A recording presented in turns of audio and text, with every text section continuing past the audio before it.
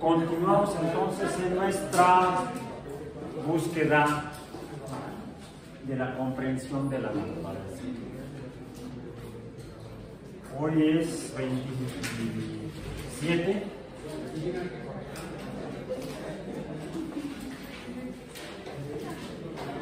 de febrero de 2023 en física biológica.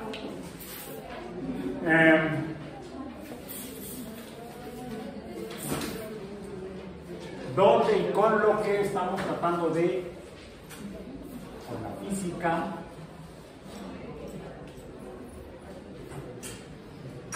estamos tratando de conocer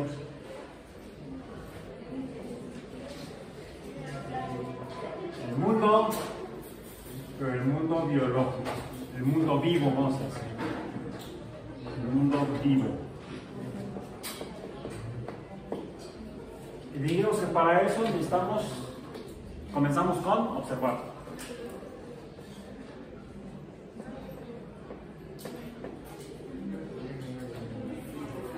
Observamos, sabemos que la observación puede estar errada.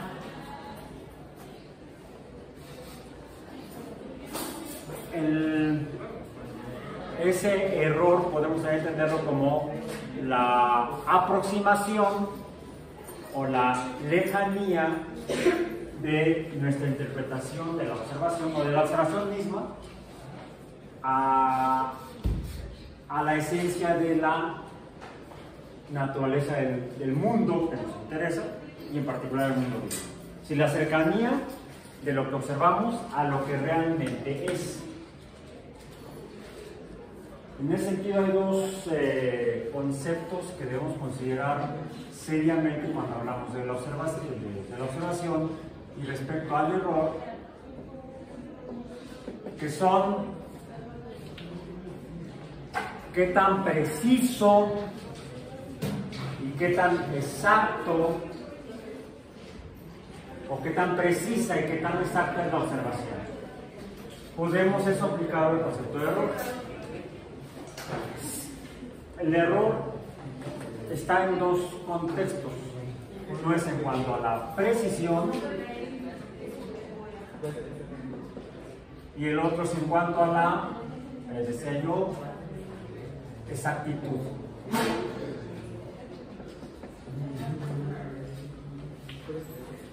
A veces en el lenguaje coloquial, en el lenguaje común de la gente en la calle, y no solamente en la calle, adentro de los edificios también, interpreta estas dos palabras como si fueran sinónimos. En sentido estricto, en física y por tanto en ciencia, no son sinónimos.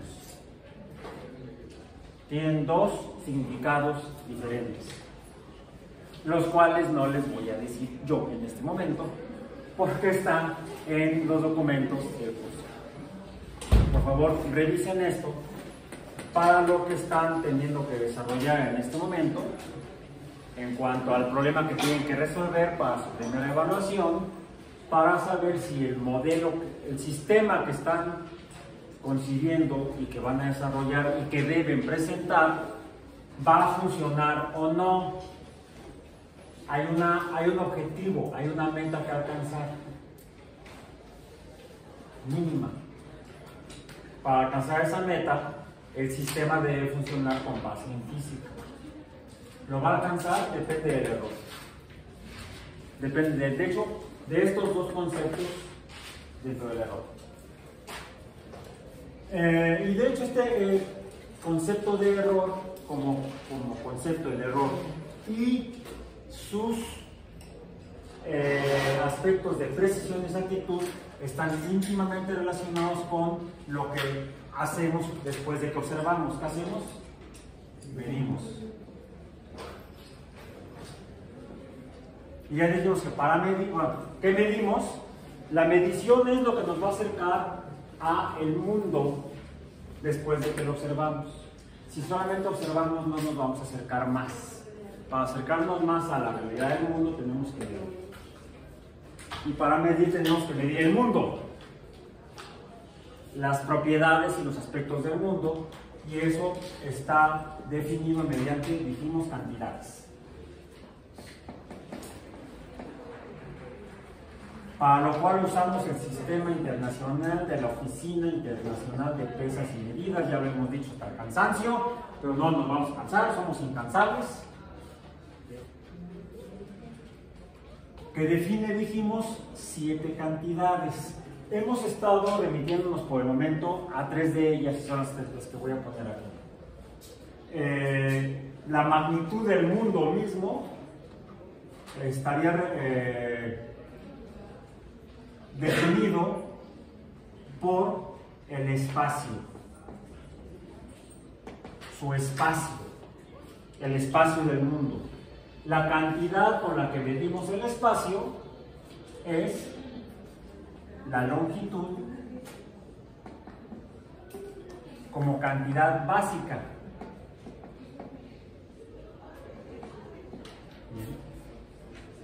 Básicas, cantidades básicas. Bien. La primera será la longitud como cantidad básica. La medimos con una unidad de esa cantidad básica, a la que por lo mismo llamamos unidad básica de la longitud, que dijimos que es el metro. A partir de este momento voy a usar solamente los símbolos para las unidades. Y comenzaré a usar los símbolos para las cantidades. La longitud L se mide en unidades de metros. Algo más que medimos, otra propiedad que medimos en el mundo, dijimos, son los intervalos entre eventos. Vamos a ponerlo así para no ocupar más espacio de pizarra. Ya es, ¿con cuál cantidad medimos los intervalos entre eventos? Tiempo. Representado por la T cursiva minúscula o T minúscula cursiva, y su unidad es el segundo. Y la tercera que hemos traído al espacio del aula en el tiempo de la clase es la materia que existe en el mundo, la materia del mundo. Esa propiedad o esa característica del mundo. Una característica es el espacio, otra característica son los intervalos entre eventos del mundo y la materia del mundo. La cantidad es... ¿cuál? Fuerte, sin miedo, no muerdo. Pero sí ladro. Dicen que el perro que ladra no muerde. Pues he visto perros que ladran y muerden. O sea, hay refranes populares que no son muy ciertos. Tienen error, a veces actitud y a veces presión y a veces ambos. Por eso yo mejor primero veo cómo es el perro y luego veo si ladra o no ladra. Decíamos, es la masa. Símbolo M minúscula cursiva, y la unidad es kilogramo. Quizá viendo estas 3 primeras cantidades básicas podamos darnos una idea de lo que nos interesa conocer del mundo. Por ejemplo, ¿quién usó esta pelota? A ver, vuela. No hay problema, afortunadamente no fue la de béisbol. ¿Quién usó la de béisbol? Dice, nadie. Alcance a la pelota a tu compañera. ¿Quién usó esta? Bien. Y eso que no trae manoplas, como solamente de estas. ¿Alguna otra pregunta que les haya facilitado? ¿No? Dice, no, ya ninguna. Hace ya un buen número de años estábamos revisando algún tema del programa y traje un frisbee para ver unas propiedades. Y pues había que usar el frisbee, usé el frisbee. Desde entonces hay una exalumna que es la chica del frisbee. Lo demás está en los videos, busquen en el YouTube. Muy buena alumna, muy buena profesional. Ok. Bien, entonces, la chica de frisbee. Esas dos pelotas en particular, ¿cómo son? ¿Cómo es? A ver, entonces tenemos primero, ¿qué nos interesa de conocer del mundo? En el mundo lo que nos interesa es conocer pelotas, por ejemplo. ¿Cómo son? Tendríamos que observarlas, y al principio decimos por ahí algo que es roja. Pero por el momento no sabemos lo que es rojo. Es curioso, pero esto lo vamos a definir más adelante en el curso. No importa, se llama roja la pelota. ¿Y aquella? A ver, sácale jugo. Anaranjada. Eso no, sí estoy traumado. Por otra alumna. ¿Sí? Estábamos hablando de esto precisamente y menciono rojo, naranja, no sé, profesor, no es naranja. ¿Cómo que no es naranja? Dice, no, es anaranjada. Naranja es la fruta. Tenía razón, yo estaba equivocado. Había cometido un error, no sé si de precisión, exactitud, no, otro tipo de error, conceptual. Bien, bueno, entonces anaranjada. Vamos a ver, tenemos una pelota anaranjada. Le voy a poner mejor acá la palabra anaranjada. Acá.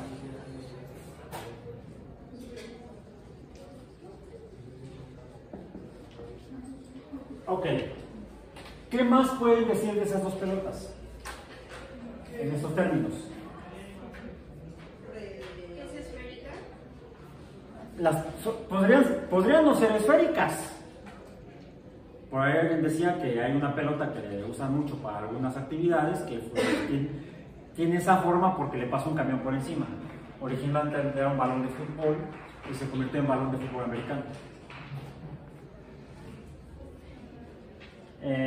Son esféricas. Las dos pelotas esféricas, una roja, otra anaranjada. ¿Algo más? Hasta ahorita, por cierto, no han dicho nada de esto. Bueno, un poco. Ajá. Pesa 19.7 gramos.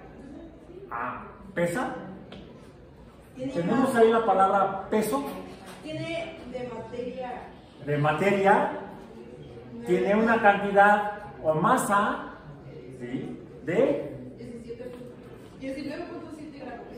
19.7 gramos, pero la unidad es el kilogramo. Pues esa. Unidades, decenas, centenas, millares, sería 0.0 y quito el punto de aquí para que sean kilogramos. ¿Sí? En la práctica yo puedo para alguna actividad específica usar fracciones o múltiplos de las cantidades básicas y de sus unidades básicas. Si es muy poca masa, si es muy poca materia, con muy poca masa, pues entonces está bien lo que hiciste, mencionarla en gramos, que sería hablar de los milésimos de la unidad. Finalmente, podemos entender el número y la cantidad correspondiente. Siempre hay que indicar, hay que poner aquí las unidades o el símbolo de las unidades, sea el símbolo de la unidad o su múltiplo o su fracción. Voy a dejarla como la había mencionado. Nada más esto era para aclarar que en la medida de lo posible, de lo posible, también medimos posibilidades. Entonces, debemos usar las unidades de las cantidades básicas, las unidades básicas de las cantidades básicas, pero es válido usar sus fracciones. 19.7 gramos. La anaranjada, 0.26 ¿qué? kilogramos. ¿Ven? Tendríamos que ponernos de acuerdo. Vamos a trabajar en fracciones o en unidades. Trabajemos en fracciones. ya me tiene un problema. 26 gramos. 26 gramos, ok. 26.0 gramos, ¿se acuerdan? ¿Qué instrumento usaron para medir esta cantidad de materia o masa? Una báscula o balanza.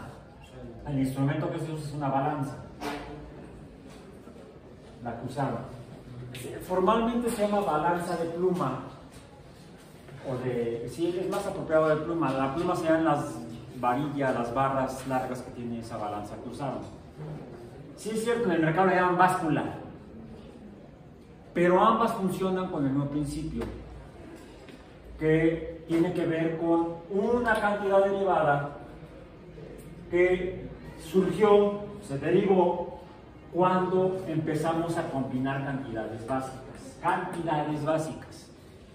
Al combinar cantidades básicas o relacionar cantidades básicas, pues surgen lo que serían unidades con cantidades derivadas, las cuales tienen sus propias unidades que sean combinaciones o relaciones de las unidades básicas dando lugar a unidades derivadas.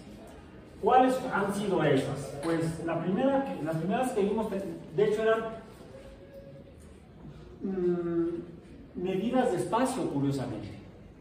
Las primeras cantidades, vamos a decir, cantidades derivadas. Por favor, entendamos que les llamamos derivadas porque se desprenden o producen al combinar y relacionar matemáticamente cantidades básicas. ¿Bien? Porque, pues, a veces pienso si lo hago o no lo hago. Se me ha ocurrido compartir parte de esto que sale en las clases, o a veces también lo hago fuera de clase. Algunos conceptos, ideas, principios de la ciencia a nivel público, fuera de la universidad, fuera de instituciones educativas. Esa actividad se llama,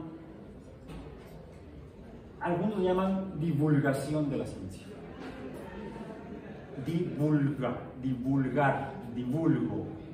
Vulgo, pueblo. Llevar a la gente, llevar al pueblo. Lo que es la ciencia, lo que conforma la ciencia, no solamente los hechos de la ciencia, sino incluso el cómo se hace la ciencia o cómo se usa. Es otra actividad que hago porque soy profesor de la universidad, profesor investigador de la Universidad Autónoma Metropolitana. Entonces, mi contrato dice que debo hacer eso. Bueno, debo, pero no estoy obligado, porque como profesor investigador de la Universidad Autónoma Metropolitana, debo cumplir 2 de 3 de las funciones para las cuales fue creada hace 50 años casi la Universidad Autónoma Metropolitana en México, para llevar a cabo labores de educación superior, otorgando títulos de licenciatura y grados de estudios, grados posteriores a la licenciatura, que son diplomados, maestrías, doctorados.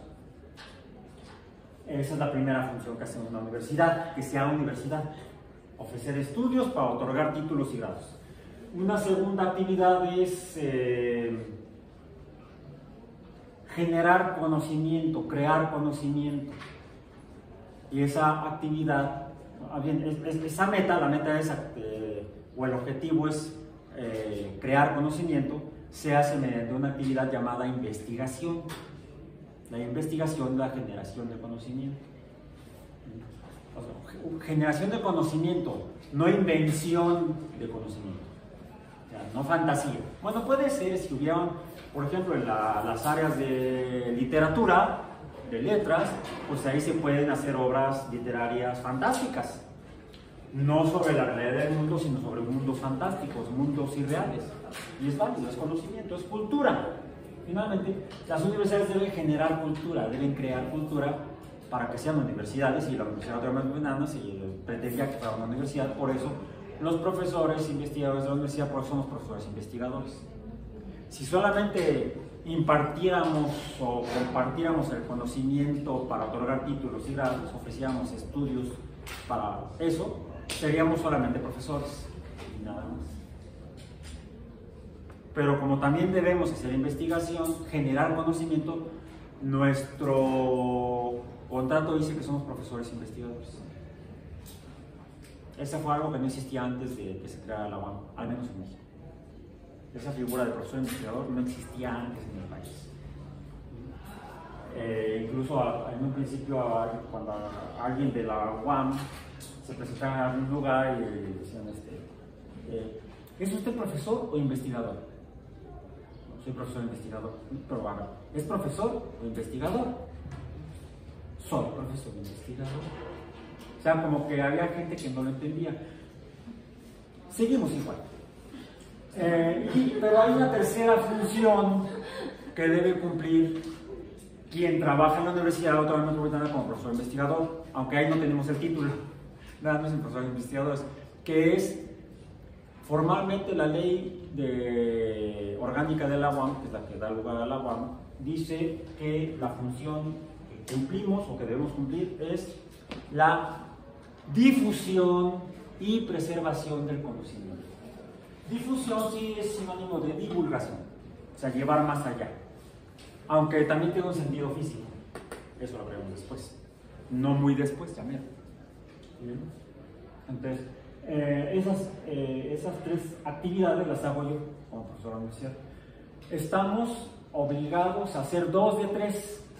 Hay profesores que hacen investigación y dan clases, hay profesores que dan clases y hacen divulgación o difusión. Y antiguamente había profesores que daban clases, no, hacían investigación y hacían difusión, pero no daban clases. Pero eso ya casi nadie lo hace, ya todo el mundo, probablemente todos los profesores de la UAM dan clases, y ya sea que hagan investigación y difusión, no necesariamente, o hagan difusión y no necesariamente investigación. Con 2 de 3 ya cumplimos ante la UAM. Entonces, es por eso que a veces tomo pedacitos de las clases, por ejemplo, y las subo un medio que ha sido muy útil para eso ha sido desde que surgieron tecnológicamente Internet y los medios de Internet, las llamadas redes sociales. Y se me ocurrió subir esto y ya me dijeron que lo que estoy diciendo son mentiras. No, es que no es eso, está equivocado, lo reto a que te reto. Perdón, pero te confundes. Mi motivo en la vida no es ni plantear ni meterme a retos. No va conmigo en la vida. Porque lo están interpretando desde un punto de vista sesgado y cerrado en una visión del mundo así. ¿Creen que me refiero a la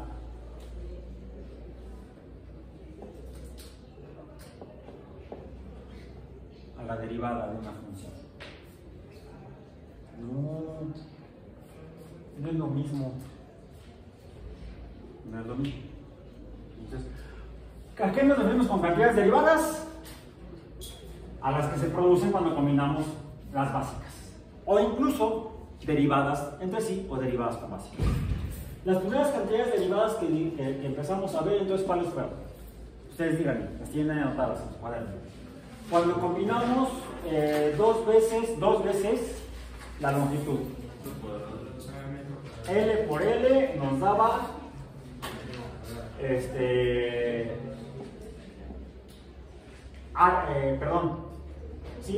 área. ¿Sí? La cantidad es el área, pero ¿qué medimos con las áreas? Superficies. Lo que estamos midiendo, el espacio que estamos midiendo es una superficie. Las superficies se miden mediante áreas. ¿Con cuáles unidades? Metros cuadrados, sus múltiplos y sus fracciones. Podríamos hablar de centímetros cuadrados, por ejemplo, o de kilómetros cuadrados. Son áreas muy grandes, superficies muy grandes. Otra cantidad, y esto nos informa, mediante mediciones de superficies, conocemos el espacio. Podemos conocer más del espacio cuando usamos 2 veces la longitud. De hecho, no es 2 veces, sino más bien la longitud al cuadrado. Cuadráticamente la longitud. Otra parecida que surge de ahí, ¿cuál es? El volumen. El volumen. Déjenme subir esta palabra de cuando está, pues, palabras de cantidades derivadas.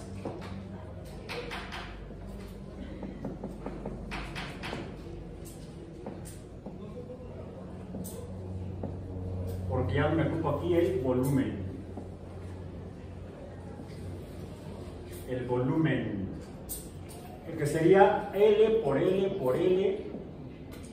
Sería entonces L cúbica, pero L cúbica, ¿qué es? El volumen también. ¿Ok? Sus unidades. Formalmente la unidad sería el metro cúbico, aunque como mencionamos podemos usar fracciones o múltiplos. Podemos usar kilómetros cúbicos si son volúmenes muy grandes, o podemos usar centímetros cúbicos si son volúmenes muy pequeños. E incluso cuando manejamos esas cantidades, esas fracciones de cantidades, hasta podemos imaginar más o menos qué tanto es de espacio. Por ejemplo, qué tan grande o tan pequeño es una superficie de 1 centímetro cuadrado. Dibujen en su cuaderno. ¿Lo pueden hacer? ¿Qué tan grande es 1 centímetro cuadrado? Si es un cuadrado, puede ser un cuadrado de 1 centímetro de lado. Ya, así de chiquito es 1 centímetro cuadrado, más o menos. Puede ser para superficies cuadradas, como las que yo conozco por ahí. Que dicen, no, es que aquel es así como que cuadrado. O pueden ser superficies no cuadradas. Por ejemplo, la base de este plumón es una superficie. Y entonces, si es una superficie, puedo medir su magnitud, su espacio. ¿Cuánto sería? A ver, te lo paso para que lo intentes medir. ¿Cómo lo haces? ¿Qué necesitas? A lo mejor necesitas esto, mi formulario de geometría. ¿Sí? Aún a nivel universitario, estos materiales supuestamente para preescolar, sí, porque es un mantel. En preescolar es mantel, en primaria ya es formulario. Y de la primaria hasta el posgrado sigue. De repente no me acuerdo de alguna fórmula. Y digo, ¿para qué inventaban los humanos la escritura? Pues aquí está. Sí. ¿Cuál te sirve? ¿Qué forma tiene? Es un círculo, porque no es un cuadrado. Entonces, podemos calcular la superficie, por ejemplo, de un círculo. De un círculo, del círculo que fuera la base del plumón, vamos a poner aquí, no pelotas, sino la base del plumón. ¿Cuál es su superficie? A ver, ¿alguien más? Bueno. ¿Alguien más?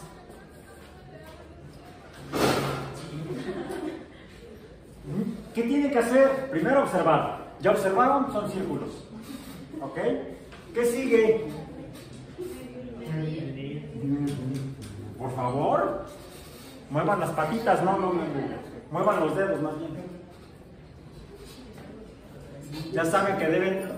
La regla en este curso es que hay que traer reglas. Me refiero a las reglas para medir. Instrumentos de medición. Tiene un radio de 1 centímetro. ¿Un radio o diámetro? Radio. Entonces tendría un diámetro de 2 centímetros. ¿Estás de acuerdo? ¿Sí? Ok. Pero sería una longitud. Radio o diámetro son longitudes. No son superficies. Vamos a poner aquí abajo el radio del círculo.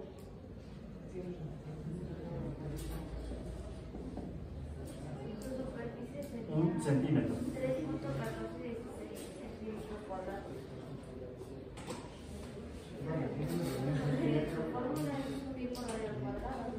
Pi por radio al cuadrado. Ah, ok. ¿Cómo puedo conocer la superficie de un círculo? Mediante una función o ecuación a la que algunos le llaman fórmula. A mí no me gusta. Prefiero usar el nombre matemático, porque son realmente funciones. ¿Por qué? Porque es una función. El radio es una cantidad de longitud y el área es otra cantidad de espacio, que esta depende del radio, o en otras palabras, es una función del radio. Ahí está matemáticamente, ya está, ya lo puedes resolver. No, porque no he visto cuál es la forma matemática de la función A igual a f de r. Sí, aquí sí estoy usando conceptos matemáticos, no la derivada. En una cantidad derivada, estoy usando conceptos matemáticos, herramientas matemáticas, en una cantidad derivada, pero no derivada matemáticamente, derivada físicamente. Ok, entonces, el área es igual a una función del radio, pero ¿cómo es esta función? ¿Cuál es su forma? Una constante. Vamos, a lo que voy es a esto, y por eso soy tan necio en esto. Soy más terco que una mula en esto. Podemos, y esto que se hace muy frecuentemente en diferentes instituciones educativas, podemos ir a la librería o a la biblioteca, traer los libros de física, leerlos, repetir lo que dice ahí y hasta memorizarlo. Pero el problema de la memoria, y eso lo digo con conocimiento de causa, ¿qué iba yo a decir? Ya se me olvidó. Ah, de la memoria. Y con la edad cada vez está, hasta que el Alzheimer nos alcanza.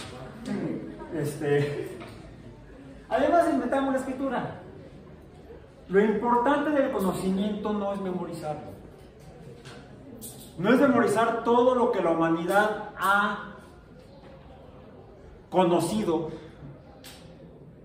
desde que surgió como Homo sapiens, imagínense, o incluso desde que se fundaron las primeras ciudades, o miles de años antes, desde que domesticamos a las especies biológicas, al mundo vivo. No tiene ningún sentido. Es un ejercicio enormemente inútil. Porque afortunadamente, al menos junto con las civilizaciones, inventamos la memoria extrasomática, la escritura. Entonces, si ya tenemos una herramienta, y en estos días es mucho más importante entenderlo así, si ya tenemos una herramienta para optimizar nuestra memoria biológica, que es úsala para lo que realmente lo necesitas, y la otra déjala no en el cajón, en el libro, en el cuaderno, en la escritura, en los documentos escritos. Ahí está. No hay problema, no se va a perder siempre que no pierdas el libro. O que prestes el libro. Es uno de los peores errores que uno puede cometer. Prestar libros. Nunca regresen. La hablamos de difusión cultural. Difusión del conocimiento. Presté un libro, hice difusión del conocimiento. Allá va el libro. Lo más importante es usar el conocimiento. Ya sea que esté aquí guardado con la memoria biológica o fuera de mi cuerpo como memoria extrasomática en forma de escritura o de otras formas de representación del conocimiento. No necesariamente escritura. Puede ser gráfica, puede ser un dibujo, una escultura, puede ser gráfico tridimensional, 3D. Eso es más importante, usar la información que memorizarla. Porque si, ok, ya memoricé la información, la tengo aquí guardada y la puedo repetir todas las veces que quiera. ¿Y para qué te sirve? Incluso, como me ha pasado a mí mismo, si a la hora de que debes usarla no la usas y madres. No se puso el cinturón, no se puso el cinturón. Por ejemplo, ¿para qué ese cinturón de seguridad? Ya lo sabemos, puedo memorizar, debo poner el cinturón de seguridad, pero si no me lo pongo, termina uno embarrando la cara en el parabrisas. Entonces, para eso uno debe usar el conocimiento, debo usar el cinturón de seguridad. ¿Por qué? Porque me lo manda la física, no porque lo diga el reglamento de tránsito. Puedo hacer las cosas por obligación, porque lo dice el reglamento de tránsito, o puedo hacer las cosas porque las entiendo. Y no porque vayan a chocar. En un frenón, terminas ahí dejando el maquillaje en el parabrisas. La imagen espejo de tu maquillaje. Bien. Entonces, usemos la memoria extrasomática. Entendamos qué significa esto, de dónde sale. Bueno, es una constante a la que vamos a presentar por la letra griega pi, pero esa constante como rectángulo representa entonces un número. ¿Cuál es el número pi?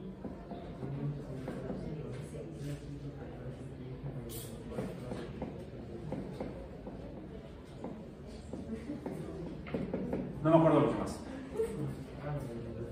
De tanto repetirlos lo memoricé a lo largo de los años. Al principio era como en la primaria, 3, 14, 16, porque es redondeando al cuarto decimal. Por ahí, ayer o antier me encontré un texto donde en algún año del siglo pasado, no, del siglo antepasado, en el siglo XIX, en algún lugar en Estados Unidos, en algún pueblito, ahí hicieron sus leyes, y por decreto pi es 3.2.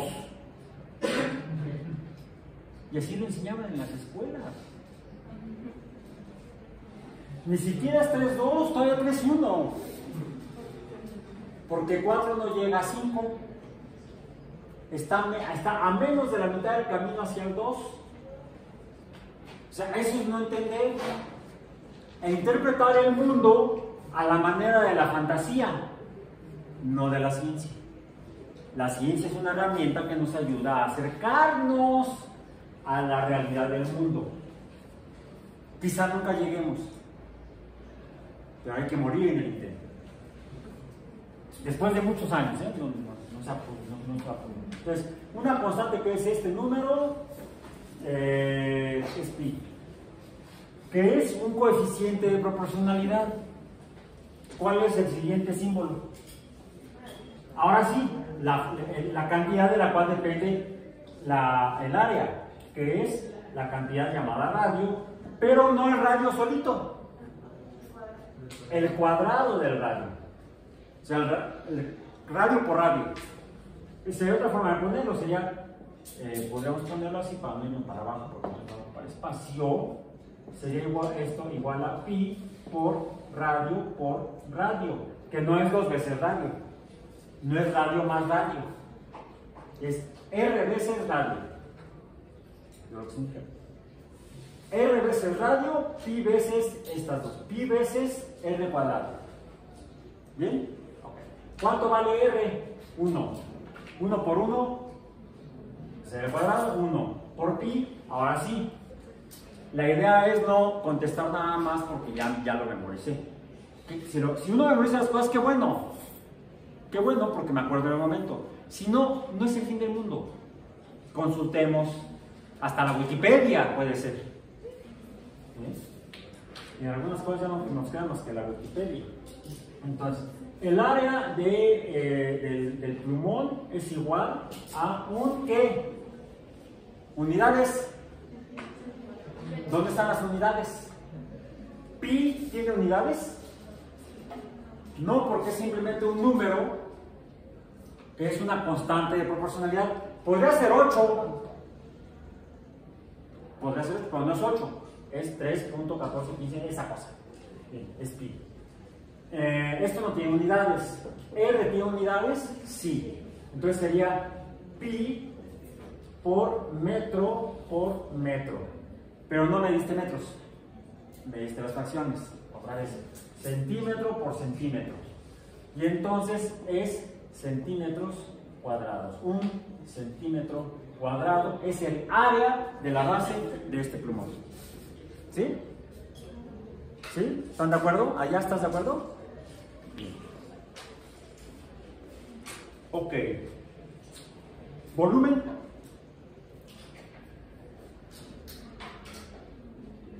No. La superficie no tiene volumen. Solamente son superficies. Pero esa superficie corresponde a algo que podríamos interpretar como un cilindro. Se parece a un cilindro, supongamos que es un cilindro. Podemos entonces conocer más lo que tienen ustedes en la mano, que les he prestado, que son los plumones. Ustedes podrán hacerlo con cualquier otro objeto similar. ¿Tienen algún objeto similar a esto? Si lo tienen, sáquenlo. Puede ser la prueba que tienes en la mano. Ya la sacaste. Ah, tengo. ¿Qué es eso? A una goma cilíndrica. Ok. Mídela. Acá. Saquen cualquier objeto cilíndrico. Eso es un pegamento. Un pegamento. Un cilindro con pegamento. Porque no es un pegamento, es un cilindro con pegamento. A veces soy medio mamón para el lenguaje. Cuando estoy hablando en términos científicos. Porque quiero conocer. Quiero conocer.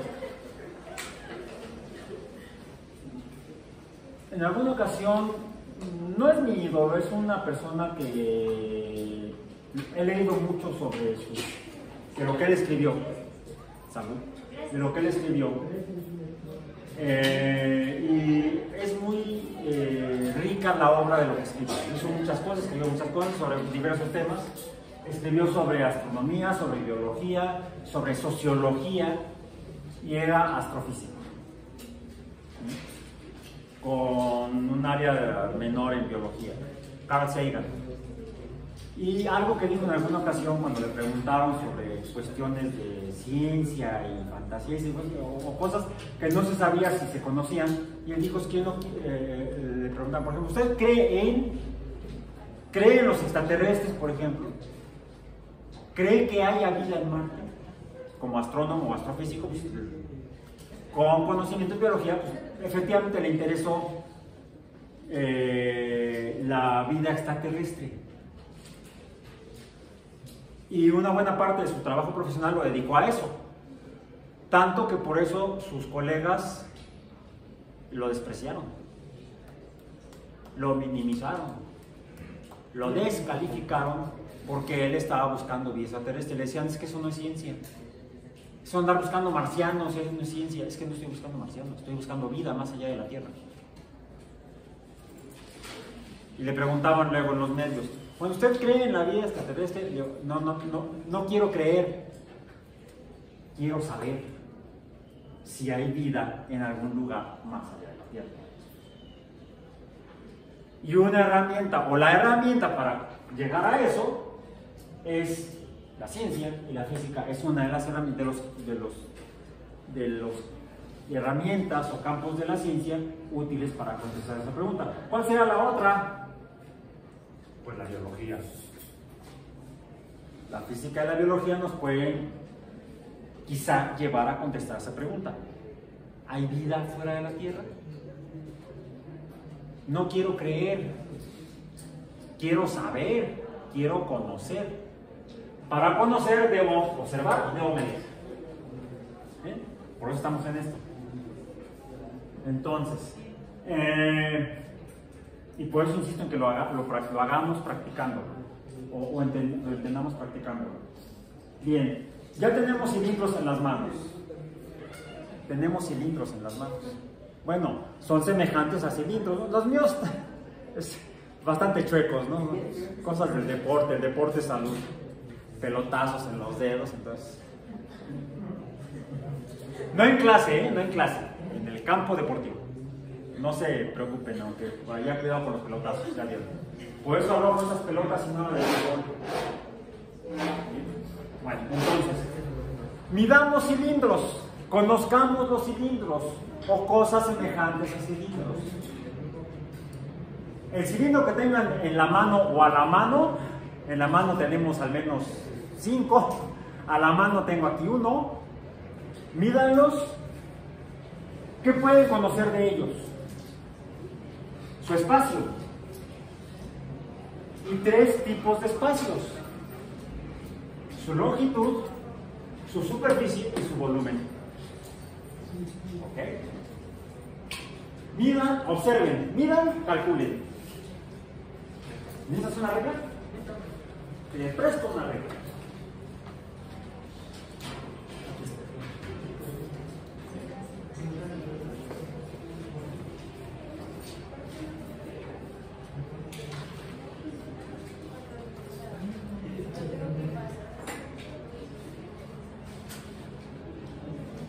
De una vez, bueno, que ya hagamos ejercicio. Vamos a ponerle un poquito de pausa al ejercicio. Escriban en su cuaderno qué es lo que están midiendo para que lo terminen después de clase el ejercicio. ¿Okay? Ahorita tomen las medidas básicas, por ejemplo, cuánto mide tu dedo o la pluma, lo que vas a medir. Mídelo de una vez, porque necesitamos continuar con esto.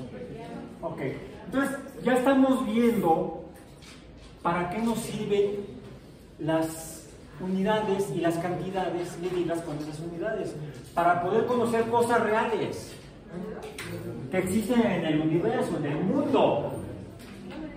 Hubo un tiempo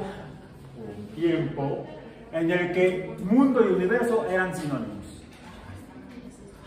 Así como la gente cree que, entiende que precisión y exactitud son sinónimos, hace muchos años, no tantos, fíjense que no tantos años, hace cosa de poco más de 100 años apenas, literalmente en tiempos de mi abuelita, porque todavía no nacían mis papás nacieron a finales de la década del 20. Hace 100 años, mundo y universo eran sinónimos. Y de 100 años para atrás, con mayor razón.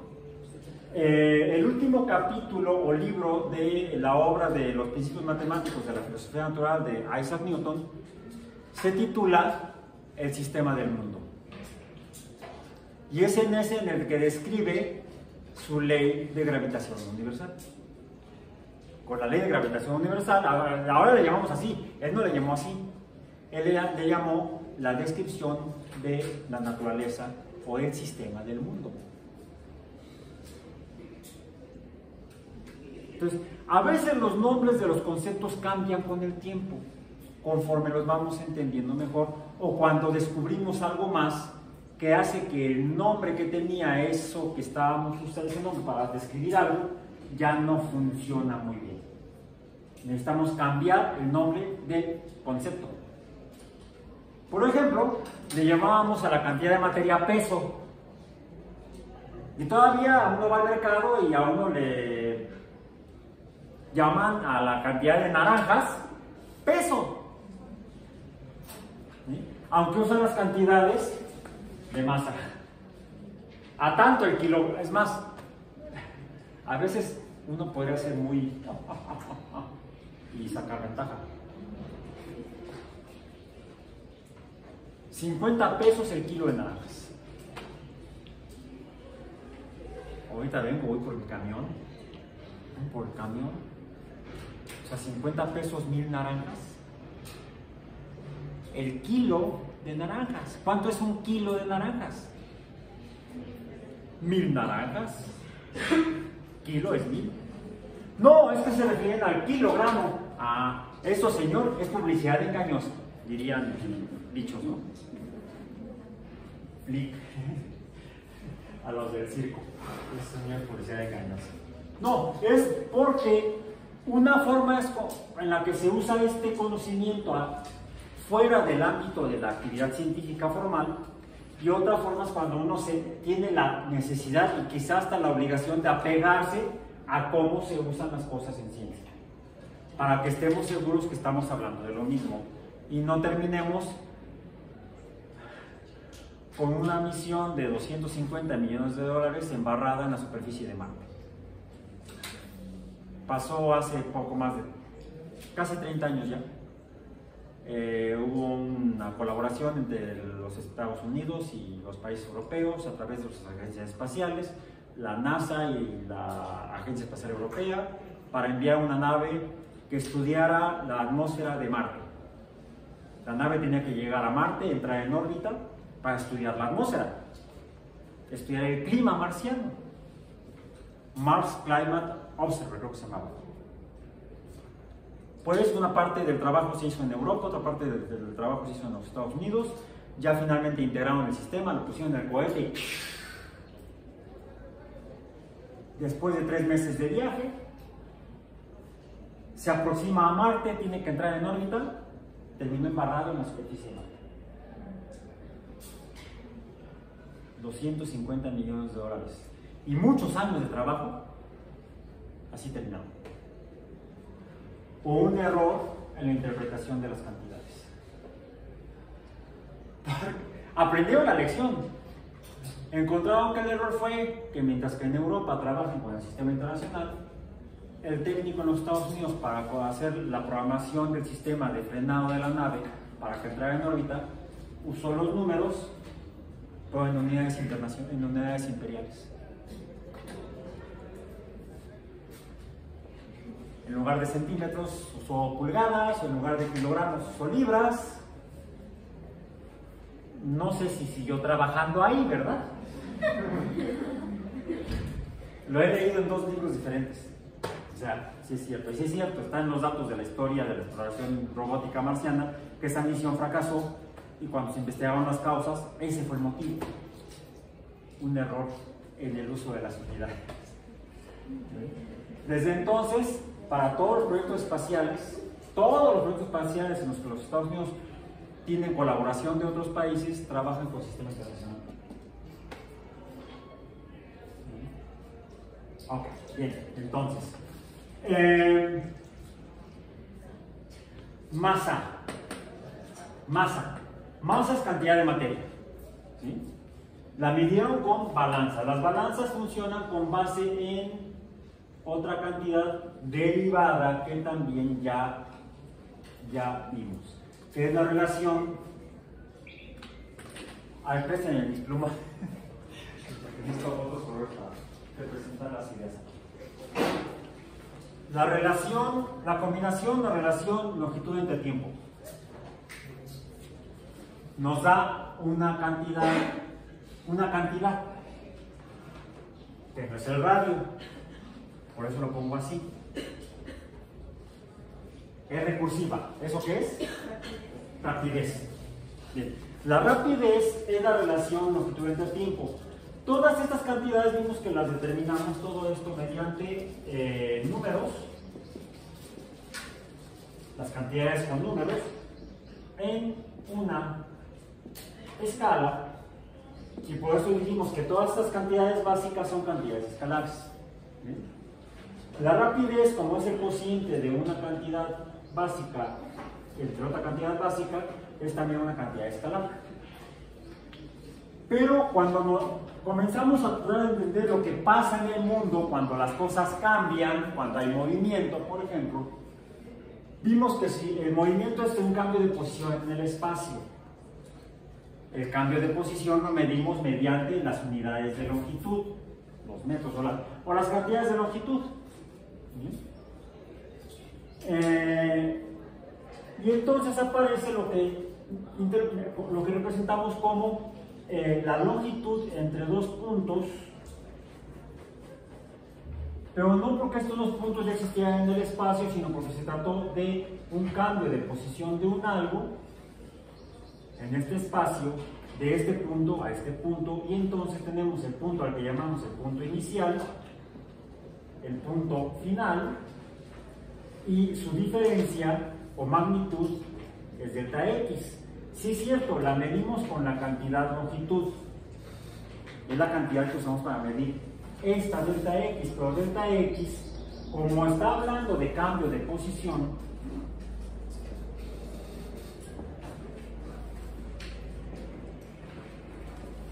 y por lo tanto es movimiento.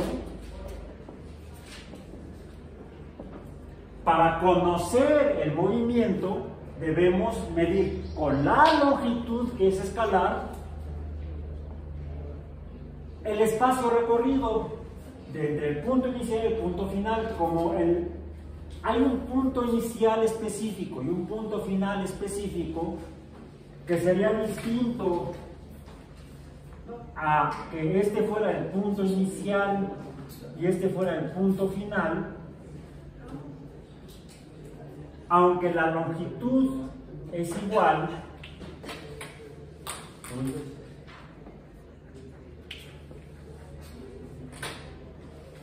delta X no es igual. ¿Por qué? Porque en una la flecha apunta en una dirección y la otra apunta en la dirección opuesta. Por eso es que a estas cantidades delta X les tenemos que poner precisamente la flecha. Y otra vez, bueno, esta es acá la flecha, y entonces también habría acá otra flecha. A esta cantidad de espacio recorrido o espacio del movimiento es a lo que llamamos distancia, que tiene un valor numérico definible por la medio de la longitud, un número, una magnitud numérica, pero también tiene la flecha, una dirección. Y entonces dijimos que esta cantidad, distancia, ya no sería una cantidad escalar, sino una cantidad vectorial. Toda cantidad que tenga una dirección, además de una magnitud numérica, vamos a llamarle número o magnitud, será entonces una cantidad escalar. La distancia es una cantidad escalar, pues vectorial, y en este caso las longitudes son iguales, pero las distancias no, porque una apunta en una dirección y la otra apunta en la dirección opuesta. Aunque fueran opuestas, si fuese diferente la dirección, aunque la magnitud numérica sea la misma, el hecho de que esté apuntando hacia otro lado ya las hace diferentes. Son cantidades vectoriales diferentes. Okay. Si lo que sucede también es que está involucrado un tiempo inicial y un tiempo final, pues habrá entonces una diferencia de tiempo. Digamos aquí, delta t. Y delta t dividiendo a d nos va a dar otra cantidad. Así como la rapidez, bueno, así como el volumen y el área son cantidades derivadas porque vienen de básicas, la rapidez es una cantidad derivada porque viene de dos básicas. ¿La distancia qué es? Sería una cantidad derivada porque viene de la longitud, solo que le agregamos la dirección. El cociente de distancia y de tiempo, ¿qué será? Otra cantidad derivada porque se produce de una cantidad proveniente de la longitud o medible mediante la longitud dividida entre una cantidad básica que es el tiempo. Pero ya no se llama rapidez porque tiene dirección. Puede tener la misma magnitud numérica, como si puede tener rapidez, pero cuando señalo para dónde va, deja de ser rapidez, se convierte en, ¿cómo lo llamamos? Velocidad. Y es vectorial, tengo que ponerle la flecha. Ahora, vimos, y ustedes lo experimentaron, que cuando rodaban pelotas en el piso de manera horizontal, en un piso horizontal, con mucha frecuencia, casi siempre, la pelota va recorriendo distancias iguales en tiempos iguales. Por lo tanto, no importa dónde mida la velocidad, siempre va a ser la misma. A eso le llamamos movimiento uniforme. Es decir, si esta B me da un número constante, Entonces tengo lo que llamamos movimiento uniforme. Pero algo que podemos ver, notar, es evidente, aunque no lo midamos, cuando el movimiento no es horizontal, sino es vertical, o incluso cuando lo hice con el palo de manera inclinada, donde cuando está inclinado, pues estaré moviendo el objeto en una dirección vertical y en una dirección horizontal, en dos direcciones o en dos dimensiones sobre un área. ¿Sí? Yo puedo entonces determinar cómo cambia la posición en la dirección horizontal y en la dirección vertical cuando se da el movimiento inclinado.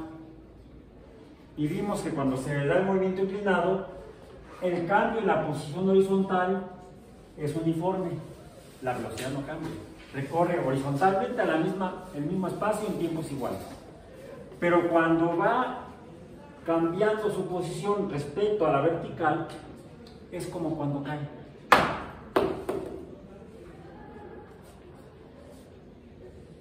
Y algo similar en ellos es que ambos se distinguen del movimiento horizontal porque la velocidad vertical, y para esto pongamos entonces B subíndice H en particular, es un movimiento uniforme, mientras que D, vamos a decir vertical, por no ponerle Y, esto es una velocidad que va cambiando en el tiempo. Al principio recorre un pequeño espacio, digamos en un segundo recorre un espacio pequeño, en el segundo recorre un espacio mayor. Por cierto, ¿cuánto tarda en caer la pelota del techo al piso? Casi llegó al techo. El techo, bueno, ahí. ¿Cuánto tarda? ¿Lo pueden medir? A ver, intenten. Saquen sus relojes y en cuanto toque el techo, echan a andar el cronómetro o el reloj. ¿Listos? Va en 3, 2, 1. ¿Pudieron del libro? No se puede. Va a dar un error muy grande, tanto de precisión como de exactitud. Dos errores muy grandes en exactitud y en precisión. Porque ya es menos de un segundo, porque la altura de este techo es como de 3 metros. Y un objeto como esta pelota recorre en un segundo vertical, de arriba para abajo, 5 metros. A veces cuando vean un objeto caer de 5 metros, está arriba de ustedes, tienen un segundo para moverse.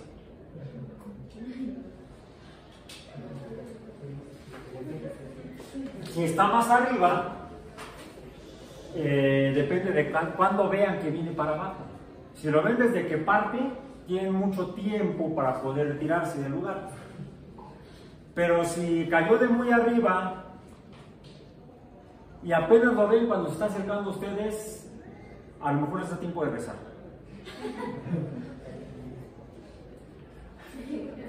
A lo mejor les da tiempo de rezar. O ni eso. Porque la velocidad, cuando un objeto cae, va siendo cada vez mayor conforme cambia el tiempo. Vamos a decir, la gráfica de distancia vertical recorrida, vamos a ponerle D subíndice D, entre el tiempo es distancia vertical, es distancia, es así. No es una línea recta, no cae a velocidad constante, no es uniforme. Voy a cambiar el signo de esto. ¿Sí? Menos de un segundo. Esto se conoce como aceleración vertical. Ahora, cuando un objeto cae, les digo, es una palabra que se usaba antes, ya casi nadie la usa para con ese significado, era caer, era gravitar. Ahora cuando alguien dice está gravitando, gravita, o sea, está en órbita de algo, sí, pero no. ¿Sí? Podemos entonces esto verlo así, como la aceleración de gravedad o la velocidad de gravedad. Eso especificamente cuando un objeto cae. ¿Qué significa esto? Que la distancia de gravitación de su índice G en una unidad de tiempo, la distancia recorrida es muy pequeña en la primera unidad de tiempo. Conforme va pasando el tiempo, la distancia que recorre es mayor. Aquí entonces, bueno, lo que pasa es que lo estoy graficando diferente. Debo indicar, por eso bórrenlo por esta gráfica. Me van a odiar, ya lo sé. Lo mejor es dibujarla así.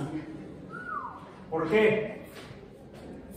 Porque siempre parto del origen, el punto inicial siempre es mi cero.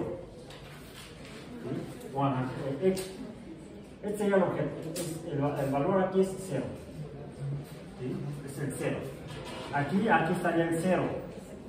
Aquí sería el tiempo cero. Siempre el origen va a ser cero.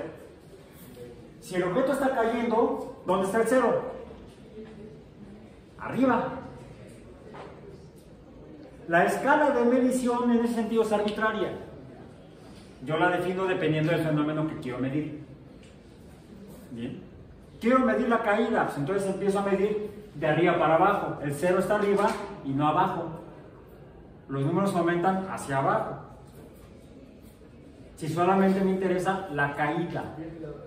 Si me interesa lanzar un objeto hacia arriba e incluso a incluir la caída, entonces sí el cero lo pongo abajo. Pero si solamente es la caída, el cero es arriba. ¿Bien? Respecto a al problema que están desarrollando, el cero debe estar abajo, porque el problema es un lanzamiento con una altura máxima. ¿Bien? Entonces, el cero está abajo en ese caso y la escala aumenta hacia arriba. Ya está, vamos a comenzar a bailar. Bien. Entonces, pero para la caída del cero está allá arriba físicamente. En la gráfica el cero está aquí, de distancia. Por eso es que no me checaba el asunto. Conforme pasa el tiempo, la distancia que recorre es cada vez mayor. La velocidad va aumentando. La velocidad va aumentando. Como no es una función lineal, en este punto, la relación delta P entre delta T es la aceleración, pero también la puedo expresar, ahora sí, en forma de derivada. Ahora sí, en forma de derivada matemática. ¿Sí? Como dv en dt es la aceleración. Siempre, como estamos hablando en física, tanto v como a llevan la flecha. Entonces podemos definir a la aceleración ya sea como el cambio de velocidad entre el tiempo o como matemáticamente la derivada de la velocidad en función del tiempo. La derivada es la pendiente en un punto en una función no lineal. Como la gráfica de la caída, distancia entre el tiempo, no es una recta, no es una función lineal. Entonces, yo puedo conocer la aceleración en cada punto calculando la pendiente en ese punto. Y la pendiente se define como la derivada de y en función de x. Aquí y es velocidad, x es tiempo, la derivada de velocidad entre el tiempo es la aceleración. Entonces, ¿dónde me interesa conocer la aceleración? Al segundo, a los 10 segundos, a los 20 segundos, deberé calcular la derivada de la velocidad en el tiempo correspondiente. ¿Ok? El hecho es que la aceleración es una cantidad derivada porque viene de la velocidad del tiempo, más allá de que la pueda calcular mediante la derivada de velocidad del tiempo. Curiosamente, si me regreso un poco conceptualmente, voy a ver que la velocidad que era, aquí la tengo, distancia entre el tiempo.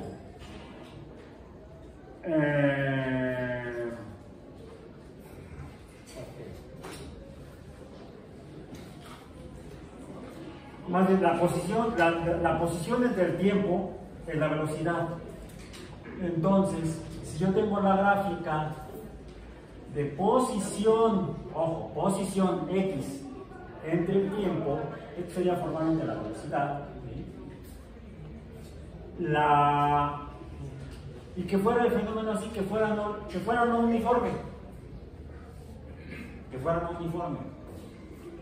Esto sería entonces dx en dt. ¿Y esto qué sería? ¿Qué sería este punto? La pendiente en este punto. Ustedes díganme.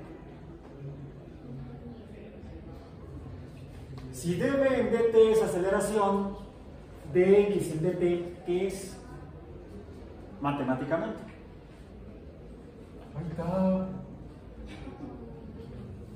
La velocidad. Esto será la velocidad definida como la derivada de la posición en función del tiempo. Derivada de la posición. Esto es la derivada de la velocidad. También podemos decir entonces que la aceleración es la segunda derivada de la posición del tiempo. Eso es matemáticamente. Bien. El hecho es que tenemos cantidades derivadas que son la velocidad, la aceleración, porque provienen de cantidades básicas. Bien. O incluso de combinaciones de cantidades básicas. Y esto nos lleva a considerar el pelotazo que te di hace rato. Puedes conocer el pelotazo que te di hace rato y me dirás, sí, lo experimenté en carne propia, bueno, en hueso propio. Bien. ¿Cómo podemos conocer eso? Tendríamos que medir el cambio de posición de la pelota en el espacio, quizá en Y y en X, porque la lancé por acá arriba y cayó en forma parabólica, tiene un movimiento en Y, un movimiento en X. Estoy usando espacio y tiempo, pero también puedo usar la magnitud de la pelota. ¿Bien? La magnitud de la masa de la pelota, no solamente su espacio. Puedo entonces tratar de preguntar, ¿hay relación entre, por ejemplo, la velocidad de la pelota B y el tiempo?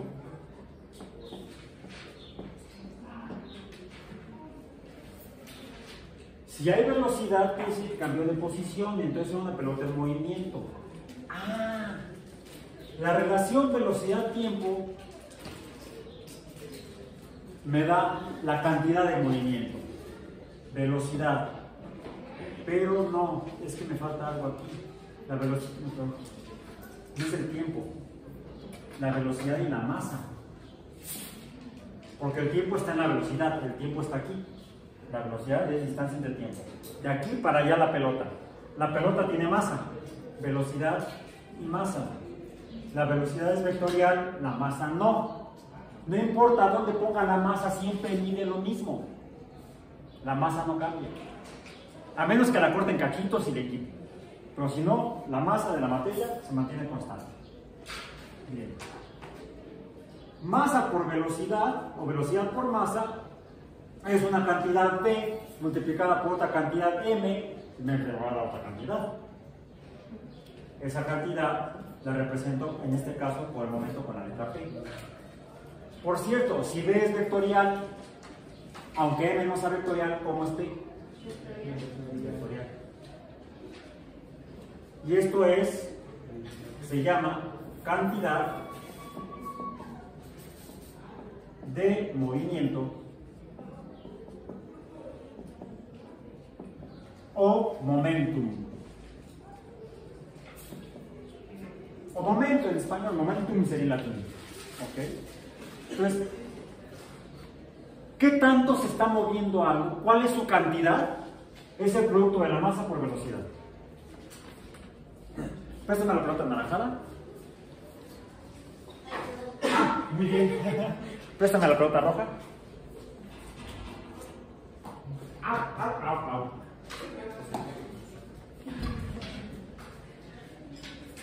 La roja tiene una masa de 19.7, la anaranjada tiene una masa de 26 gramos. ¿Sí? Las masas son diferentes. A ver, mira, pues incluso hasta los diámetros son diferentes. Es más espaciosa esta pelota, la anaranjada, que la roja. Y es más masiva, tiene más masa la anaranjada que la roja. Si yo las arrojo juntas,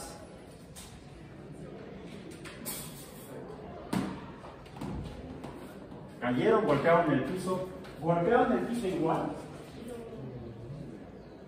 iban juntas y casualmente, bueno, no casualmente, intencionalmente cayeron juntas. Tenían la misma velocidad horizontal, la misma velocidad vertical, pero el contacto con el piso fue igual. No, incluso si las dejo caer vertical, ¡ouch! No, porque aunque la velocidad sea la misma, la masa es diferente. Por eso cuando van caminando por la calle o van corriendo y chocan con alguien, les va de acuerdo a la masa de con quien chocan.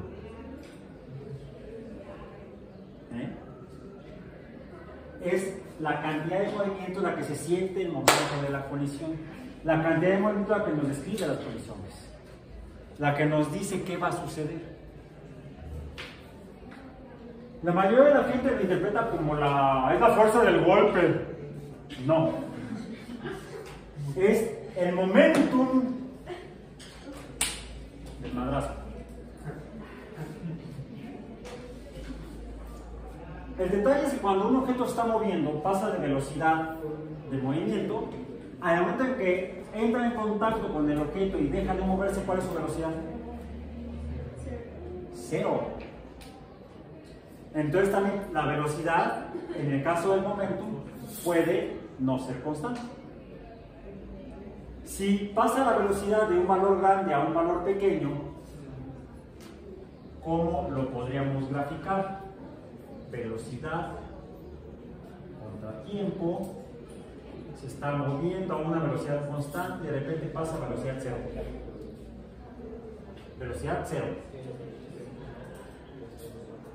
Diferente que fuera así.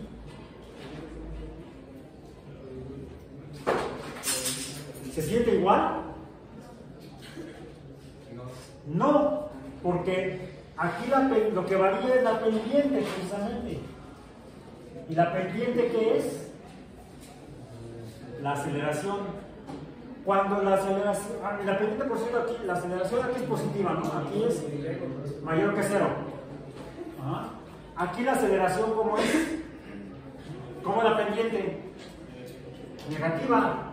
La aceleración puede ser negativa o puede ser positiva. Cuando es positiva le llamamos formalmente aceleración.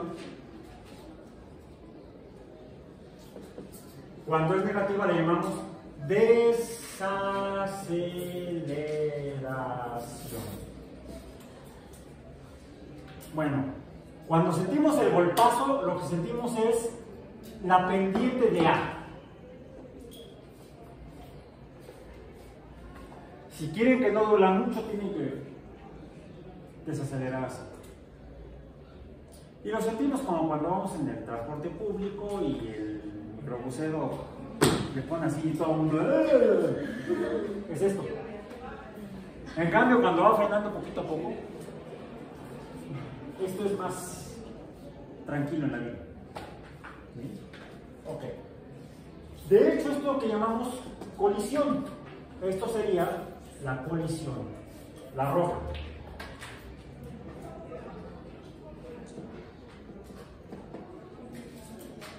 También puede ser al revés, cuando aumenta la velocidad en la aceleración. Es lo mismo que uno vaya pisando el acelerador poco a poco, a que le apriete ¡pam! ¡Bum! A eso le llamamos impulso. A las pendientes cuando cambia el momento.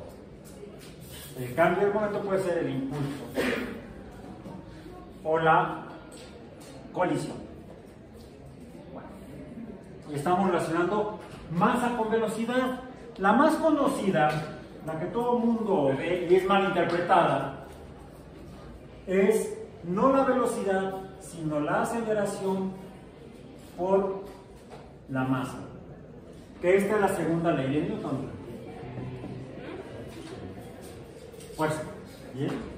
Ya terminamos en 3 minutos. Esto es fuerza, esto es momentum. Lo que sentimos en las colisiones y en los arrancones no es la fuerza, es el momentum. Esto es el centro. La gente en la calle le llama fuerza al momentum. Lo que nos explica lo que pasa con los fenómenos, con la materia, cuando en momento de colisiones o cambios de velocidades se deforma, es el momentum, no la aceleración. Aunque, y aquí tengo un resorte,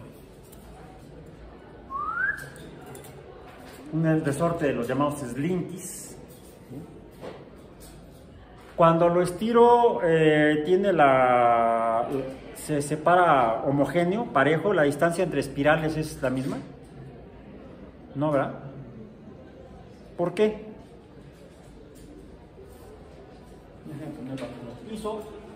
Lo voy a levantar y lo que veo es que la espiral está más separada acá arriba que allá abajo.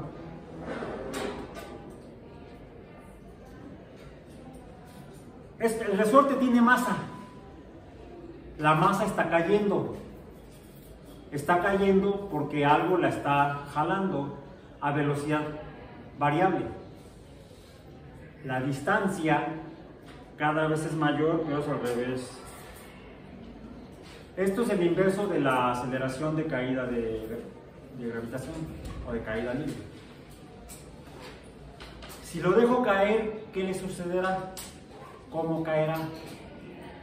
Aquí es mayor, allá abajo es menor. ¿Por qué? ¿Y cómo cae? ¿Lo vieron? ¿O lo hago mejor de una manera para que se vea mejor?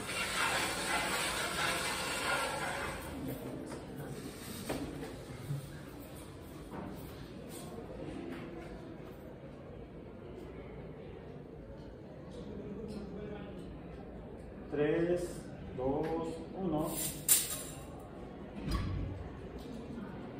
De abajo no se movió hasta que estaba todo el resorte junto. Comenzó a caer de arriba para abajo. ¿Por qué? Todavía hay discusión entre los físicos de por qué cae así.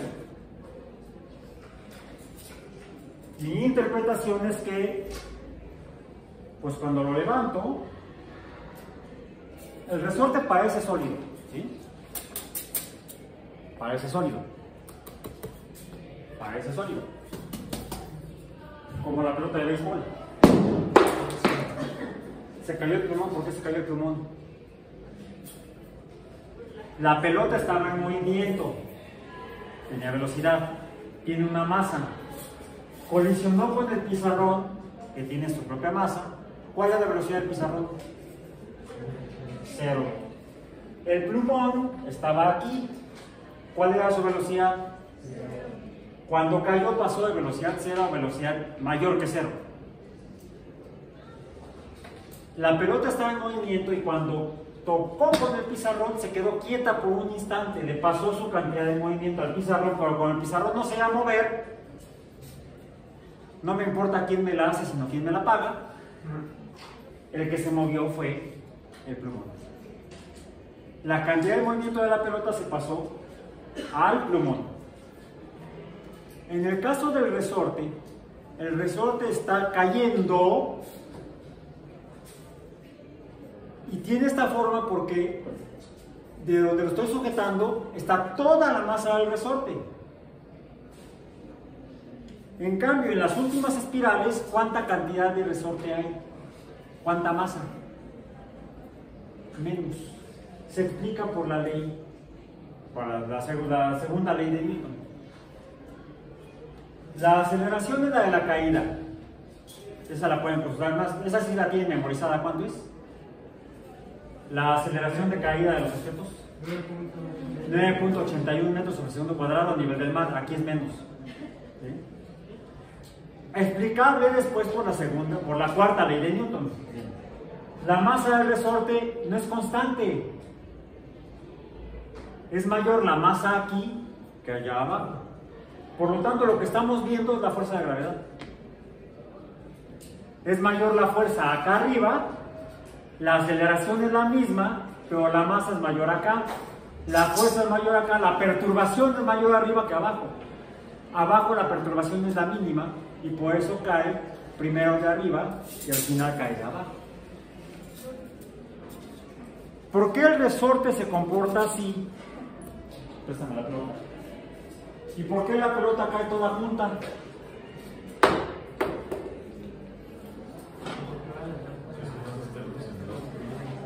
Porque su masa está junta, más bien, más que concentrada, está junta. Tengo aquí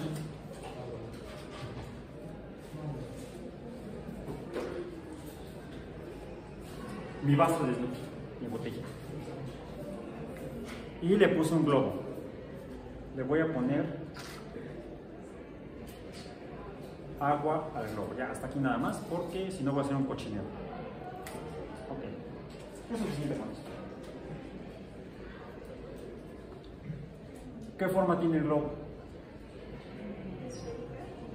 No, tiene forma como de bota. Si lo volteo, bueno, es que necesitaría ponerle yo más agua, pero... esto sí háganlo en casa, pero en algún lugar donde puedan tirar agua. ¿Sí? Consigan un globo y pónganle agua. Y vean, más agua que esta. ¿Sí? Dependiendo de dónde lo tomen, cuál es la forma que va a tomar el globo. Pónganle más agua. Y tómenlo de un punto y vean la forma que tiene. Se va a comportar como el resorte. O sea, no va a estar homogéneo, no va a ser una esfera, a diferencia de la pelota de béisbol. Incluso estas dos pelotas, e incluso la pelota de tenis.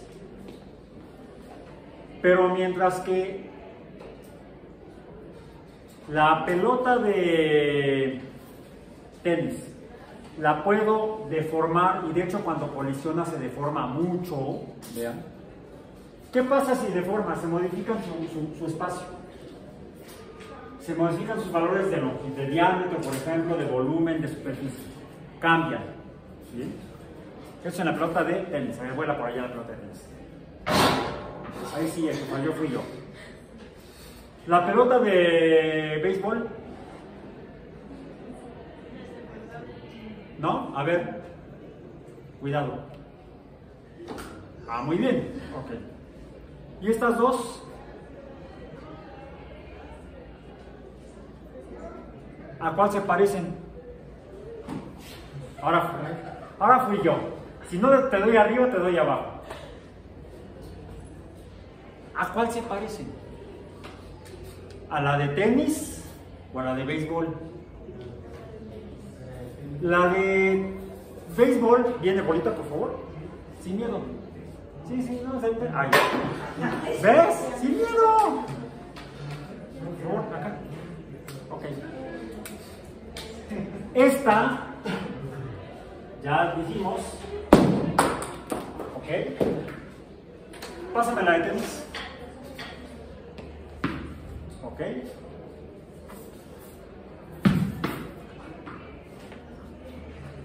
¿Por qué no tiró el plumón? Pásame la roja. Y pásame la anaranjada, por favor. Upa. Ok. Anaranjada. Roja.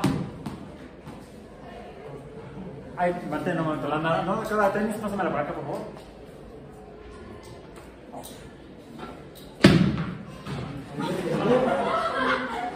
La próxima vienes con casco, por favor. La velocidad fue mayor. Traté de que fuera incluso mucho mayor que la de béisbol, porque la de béisbol es 3 veces más masiva que la de tenis. Y sin embargo, el plumón no cayó. Porque al ser la pelota de tenis deformable, cuando colisiona, algunas partes de ella se comprimen, en otras palabras, se ponen en movimiento dentro de la pelota, va toda junta. El cambio de posición de la masa de la pelota, las partes de la pelota respecto a la pelota no cambian, salvo cuando colisiona, y entonces al deformarse las partes de la pelota se empiezan a mover respecto a la pelota.